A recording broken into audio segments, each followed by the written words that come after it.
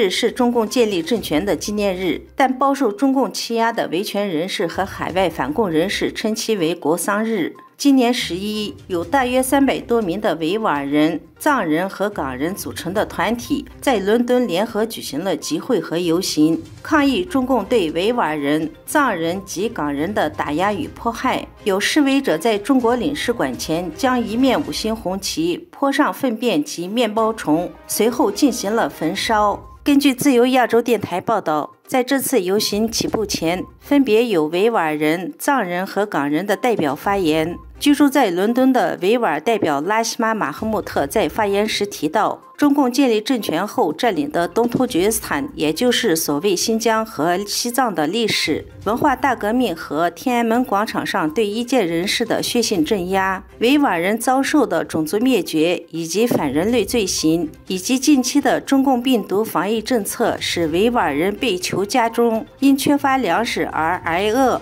甚至被饿死。他表示，维吾尔人即使身在国外，也同样面对中共的威胁，但海外维吾尔人拒绝沉默，坚持为正义发声，呼吁国际社会以实际行动支持遭受中国迫害的群体。根据了解，东突厥斯坦伊宁市因中共病毒清零政策的封锁措施而使得当地的情况非常严峻。伊宁市政府官员拒绝讨论封锁期间因饥饿死亡的姓名和地点，但给出了9月15日一天就有22人的死亡人数。此外，中国政府正在联合国就所谓新疆维吾尔人权报告争取支持。维吾尔人希望联合国全面跟进该人权报告，而中国政府则誓言反对如何行动。自由亚洲电台已向当地警方和失去亲人的家庭证实，根据中国的中共病毒封锁政策，近期在东突厥斯坦北部城市伊宁市至少有22人因饥饿或缺乏医疗救治而死亡。根据自由亚洲电台报道，被美国政府指控在维吾尔大屠杀中扮演积极角色的所谓新疆建设兵团，近10年在东突厥斯坦建立了11座城市和63个市场。一直密切关注东突厥斯坦局势的人员分析表示，这表明中共的半武装、半生产性组织正在东突厥斯坦迅速扩张，牢固所侵占的东突厥斯坦领土。10月4日，乌鲁木齐市中共病毒防控工作指挥部发布公告称，乌鲁木齐市各县区人员暂时不能离开乌鲁木齐，暂停了客运列车和省际包车业务。此外，压缩了外飞航班，航班的客座率也控制在了75%以内。所有乘机旅客必须佩戴 N95 口罩，需要出具证明。48小时内2次核酸检测阴性证明和所谓政务绿码等。中央社的报道说，各项措施的目的是为了中共20大召开营造良好的环境。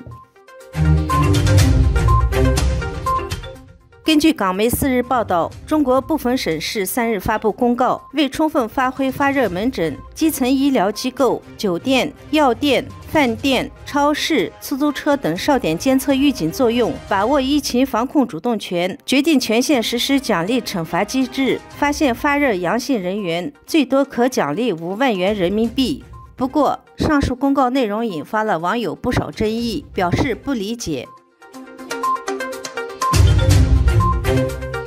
中共20大来临之际，各地加码中共病毒防疫维稳。在所谓新疆，部分地区已经封城2个多月，至今未解封。政府公开承认清零政策失败，同时宣称要为20大营造良好的环境。在乌鲁木齐民众的抗议下，封城40多天后解封，但没过几天，10月4日，当局再次封城，不准人员离开本地。滞留吐鲁番的货车司机称，我们出来的时候是夏天，现在已经是冬天了。封城的前一天，公安机关通报，行政拘留了3名吹哨人，原因是他们散布要封城的所谓谣言。网友感慨，再度印证了谣言就是预言。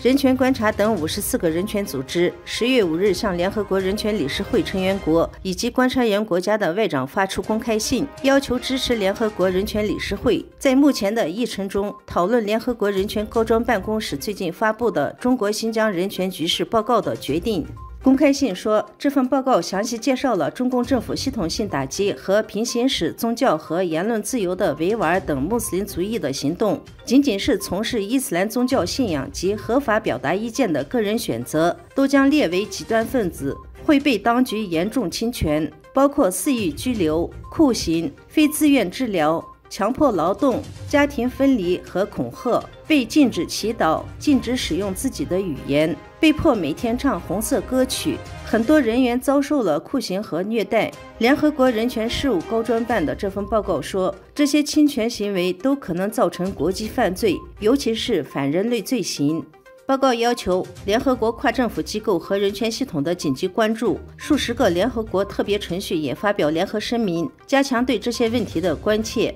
并呼吁人权理事会紧急讨论所谓新疆的人权局势，成立一个国际机制，对所谓新疆的人权局势进行及时观察并提出报告。公开信最后说，尽管中国承诺对话，但中国已经尽所有努力压制这份报告，阻止讨论报告的内容。此类行为如果成功，会让一个国家的人权局势不受国际监督，从而破坏人权理事会的机构诚信，只会让中国能够在不受惩罚的情况下，对维吾尔和其他穆斯林族裔实施压制运动。